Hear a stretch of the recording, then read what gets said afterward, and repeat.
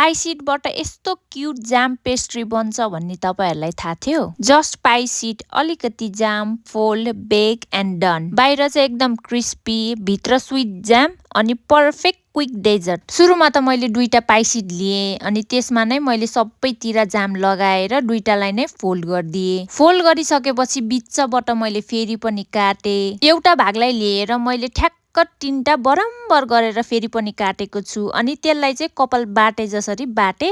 बाटिसकेपछि मैले त्यसलाई फ्लिप गरेर फेरि पनि जोड दिए मैले भिडियोमा देखाए अनुसार नै। यति गरिसकेपछि हाम्रो यस्तो राम्रो बुट्टा निस्किन्छ पाई सिडको। एउटा अन्डालाई चाहिँ फोडे अनि सबै पाई सिड माथि लगाइदिए। त्यसपछि मैले ओभनलाई चाहिँ अलरेडी 170 डिग्रीमा चाहिँ प्रिहिट गरेर राखिसकेको छु। मैले चाहिँ सुरुमा 170 डिग्रीमा 20 मिनेट बेक गरे। त्यसपछि सबैलाई फ्लिप गरेर फेरि पनि 20 मिनेट बेक गरेको थिएँ। ओभन चाहिँ तपाईको घर ठुलो छ कि सानो छ त्यसमा नि फरक पर्न जान्छ। त्यही भएर राम्रोसँग क्रिस्पी अनि गोल्डन ब्राउन कलर ननिक्लेसम्म चाहिँ मजाले बेक गर्नु होला। लास्टमा चाहिँ पाउडर सुगरले माथिबाट डस्ट गर्दै। यति गरेपछि घरै रेडी भयो। यति भन्दै ओके बाइ।